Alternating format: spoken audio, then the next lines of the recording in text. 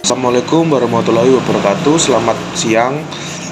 Hari ini kami akan mempresentasikan materi kelompok 4 kami yang berjudul Strategi Produk dan Distribusi Jasa. Sebelum itu, perkenalan kami untuk memperkenalkan nama anggota kelompok kami. Yang pertama ada Arista Dwi Ningtyas, Bimatara Dita Christopher Sebo, Dita Putri Cahyani Ayu, dan Widya Aprilia NS. Untuk yang pertama adalah strategi produk dan distribusi jasa. Strategi produk mencakup cara sebuah perusahaan mengembangkan dan memasarkan sebuah produk dan jasanya atau layanan mereka. Sedangkan strategi distribusi jasa mencakup cara perusahaan untuk menyampaikan produk atau layanan mereka kepada pelanggan atau customer yang ingin menggunakan produk atau jasa dan layanan mereka. Terus selanjutnya akan dibacakan teman kami. Baik, saya akan melanjutkan menjelaskan materi yang kedua, yaitu tentang tujuan dari strategi produk dan distribusi jasa. Strategi produk dan distribusi jasa memiliki 3 tujuan. Yang pertama yaitu meningkatkan pangsa pasar. Strategi produk dan distribusi jasa yang tepat dapat membantu perusahaan untuk memperluas pangsa pasar mereka dan menjangkau lebih banyak pelanggan. Yang kedua, meningkatkan efisiensi operasional. Dengan mengembangkan strategi produk dan distribusi jasa yang efektif, perusahaan dapat meningkatkan efisiensi operasional mereka dan mengurangi biaya produksi dan distribusi. Yang ketiga, meningkatkan keuntungan. Strategi produk dan distribusi jasa yang baik dapat membantu perusahaan meningkatkan keuntungan mereka dengan menargetkan segmen pasar yang tepat dan menawarkan produk atau layanan yang inovatif dan efektif. Selanjutnya yaitu manfaat dari strategi produk dan distribusi jasa.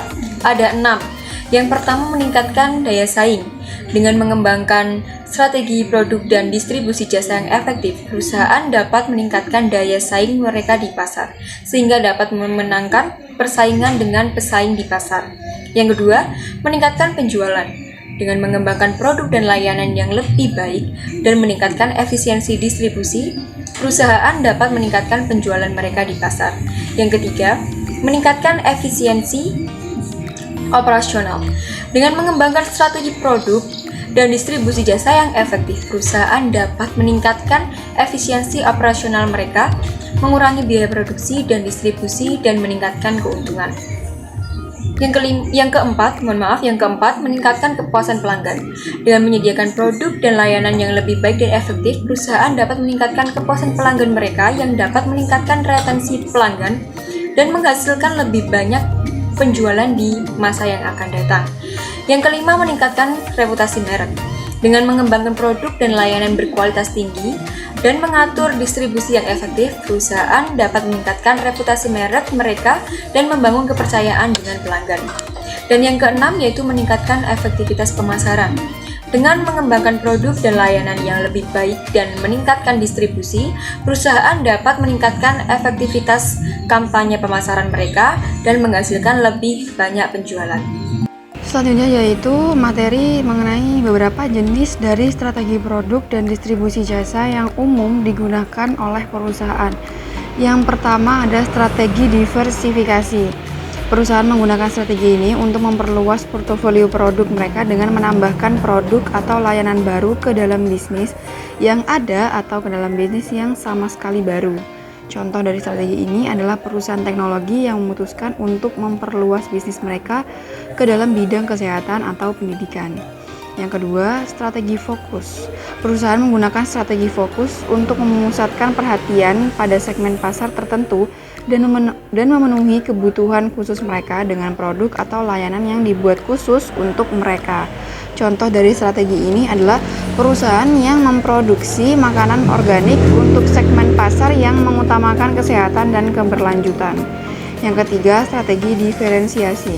Perusahaan menggunakan strategi diferensiasi untuk membedakan produk atau layanan mereka dari pesaing mereka dengan menawarkan fitur atau manfaat tambahan yang unik. Contoh dari strategi ini adalah perusahaan mobil yang membedakan mobil mereka dengan fitur keamanan tambahan dan teknologi hiburan. Yang keempat, strategi inovasi.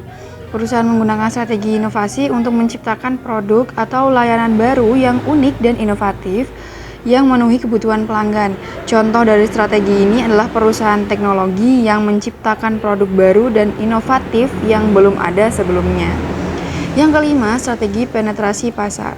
Perusahaan menggunakan strategi penetrasi pasar untuk meningkatkan pangsa pasar mereka dengan menawarkan produk atau layanan yang sama dengan harga yang lebih rendah dibandingkan pesaing. Contoh dari strategi ini adalah perusahaan teknologi yang menawarkan produk dengan harga yang lebih rendah untuk menarik pelanggan dari pesaing. Dan yang terakhir, yaitu ada strategi aliansi. Perusahaan menggunakan strategi aliansi untuk bekerja sama dengan perusahaan lain dan saling menguntungkan dalam mengembangkan dan memasarkan produk atau layanan. Contoh dari strategi ini adalah perusahaan teknologi yang bekerja sama dengan perusahaan telekomunikasi untuk memasarkan produk mereka. Selanjutnya yaitu ada prosedur melakukan strategi produk dan distribusi jasa. Untuk bagian ini terdapat 8 poin. Yang pertama yaitu identifikasi kebutuhan pelanggan. Langkah pertama adalah mengidentifikasi kebutuhan dan preferensi pelanggan. Dengan memahami apa yang diinginkan pelanggan, Anda dapat mengembangkan produk dan layanan yang sesuai dengan kebutuhan mereka. Yang kedua ada analisis pasar, yaitu lakukan analisis pasar yang menyeluruh untuk memahami tren, persaingan, dan kesempatan yang tersedia. Dengan memahami pasar, Anda dapat mengembangkan strategi yang sesuai untuk memasarkan produk dan layanan Anda. Yang ketiga, ada pengembangan produk. Setelah memahami kebutuhan pelanggan dan analisis pasar, Anda dapat memulai mengembangkan produk atau layanan baru. Pastikan produk atau layanan Anda memiliki nilai tambah yang cukup untuk membedakannya dari pesaing Anda. Yang keempat, uji coba produk. Lakukan uji coba produk untuk memastikan bahwa produk atau layanan Anda siap diluncurkan ke pasar. Uji coba ini dapat mencakup tes kualitas, pengujian konsumen, atau pengujian pasar. Yang kelima, penentuan harga. Tentukan harga yang tepat untuk produk atau layanan Anda. Pastikan harga Anda kompetitif namun masih menghasilkan keuntungan yang cukup. Yang keenam, pengembangan saluran distribusi. Tentukan saluran distribusi yang paling efektif untuk produk atau layanan Anda. Anda dapat mempertimbangkan saluran seperti pengecer, distributor, atau penjualan langsung. Yang ketujuh, peluncuran produk. Setelah mengembangkan produk atau layanan dan menentukan strategi harga dan distribusi yang tepat, Anda dapat meluncurkannya ke pasar. Pastikan Anda melakukan pemasaran yang cukup untuk mempromosikan produk atau layanan Anda. Dan yang terakhir, ada evaluasi kinerja. Lakukan evaluasi kinerja produk atau layanan Anda. Pelajari apa yang berhasil dan tidak berhasil dalam strategi Anda dan gunakan informasi ini untuk meningkatkan produk atau layanan Anda di masa depan. Demikianlah prosedur untuk melakukan strategi produk dan distribusi jasa. Ingatlah bahwa setiap langkah harus dilakukan dengan hati-hati dan dengan mempertimbangkan kebutuhan dan preferensi pelanggan serta persaingan di pasar.